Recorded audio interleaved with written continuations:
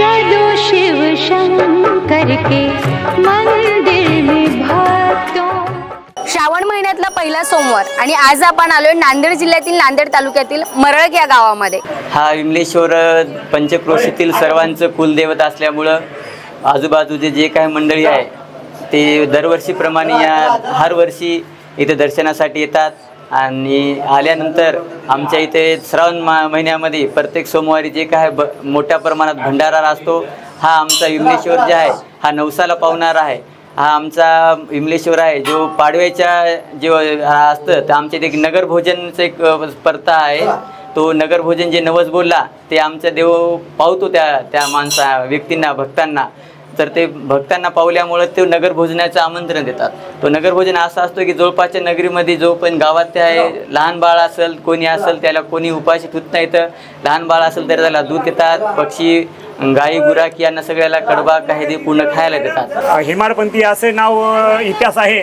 देवगिरीचा राजा राजा रामदेवराय त्यांचा प्रधान हेमाद्री पंडित आणि राजांनी त्यांच्याकडे जीर्णोद्धार करण्याचं मंदिराचे काम दिले होतं आणि गोदावरी काठची जे मंदिर आहेत संभाजीनगरपासून जे आपल्या या पूर्ण या मराठवाड्यामधले जेवढे आहेत त्या हेमाद्री नावाच्या प्रधानाने ते पूर्ण हे नदीकाठचे जेवढे गोदावरीच्या काठचे आहेत ते हेमाद्री प्रधानाने बांधकाम पूर्ण केलं आणि त्या राजांनी त्याचा मोबदला म्हणून ते हेमाडपंथी असे हेमाडपंथीचं नाव ठेवण्यात आलेले आहे। या मंदिरातल्या महादेवाला विमलेश्वर म्हणून ओळखलं जातं, त्यामागचं कारण काय? या ठिकाणी आमचे पूर्वज असे म्हणतात, या ठिकाणी चिंचचे झाड भयंकर वनच होतं चिंचचं आणि चिंचला हिंदीमध्ये इमली असं म्हणतात आणि या ठिकाणी इमलेश्वर या चिंचच्या नावावर इमलेश्वर असे नाव देण्यात आले आहे असे आमचे पूर्वज म्हणतात।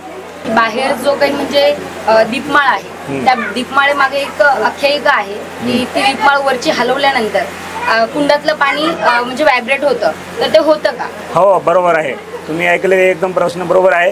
ती दीपमाळ जी आलेली आहे त्याच्यामधून बाडोमध्ये आपले बुडबुडी येतात, हे आख्यायिका बरोबर आहे। दीपमाळीची म्हणजे उंची किती आहे? दीपमाळीची उंची 45 फूट आहे।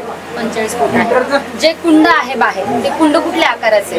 हे महादेवाच्या पिंडीच्या आकाराचा आहे, अष्टकोनी। या मंदिराचा म्हणजे इतिहास जर पाहायला गेला तर याचा जीर्णोद्धार कोणी केलेला आहे याचा काही शोध? मार्कंडेय ऋषींनी या ठिकाणी आराधना केलेली आहे अशी आख्यायिका आहे। पण इतिहासामध्ये असं पण बोललं जाते की राम लक्ष्मण हे आलेले आहेत। बरोबर, रामायणामध्ये सुद्धा एका ग्रंथात एका प्रभू रामचंद्र गोदातीरी या इमलेश्वर या ठिकाणी दर्शनास येऊन गेलेले असा आख्यायिका आहे आणि ग्रंथामध्ये उल्लेख पण आहे तसा। आणि प्रभू रामचंद्रानंतर 5 पांडव सुद्धा या ठिकाणी येऊन औंढ्याला गेले अशी आख्यायिका आहे। 12 ज्योतिर्लिंगापैकी नाही पण त्यांच्या अगोदरचा जुना त्याच्या अगोदरचा सुद्धा अशी आख्यायिका आहे। पांडव यांनी औंढ्याचं बांधलं म्हणतात पण त्याच्या अगोदर इथं दर्शनाला येऊन गेले म्हणजे त्याच्या अगोदरचं हे मंदिर आहे, औंढ्याच्या आधीचं आहे, अगोदर आहे। मार्कंडेय ऋषींनी या ठिकाणी आराधना केलेली आहे। हे जे मंदिर आहे या मंदिरामध्ये श्रावण महिन्यामध्ये खूप जास्त प्रमाणात भाविक येतात, तर एरवी पण येतात। एरवी पण अशीच रश राहते, भाविक मोठ्या प्रमाणात येतात, नवस बोलतात। या ठिकाणी जे नवस तुम्ही मनातला बोललेला आहात ते 1 वर्षाच्या आत तुमचा पूर्ण नवस ईश्वराच्या कृपेने पूर्ण होतात। आणि नवस कुठल्या प्रकारचा केला जातो? या नवस या ठिकाणी कोणता समजा कोणी बिमार असेल, कोणी मूल होत नसेल, कोणा असे अनेक प्रकारचे काही जे जीवनामध्ये माणसाचे असतात ते नवस या ठिकाणी पूर्ण होतात। आणि पालखी किती निघतात इथनं? पालखी महाशिवरात्रीला 1 दिवस आणि यात्रेची 3 दिवस अशी या ठिकाणी पालखी 5 दिवसाचा यात्रेचा पालखीचा असते। नमस्ते नांदेड, नमस्ते नांदेड, जीवा भावाचं नाव नमस्ते।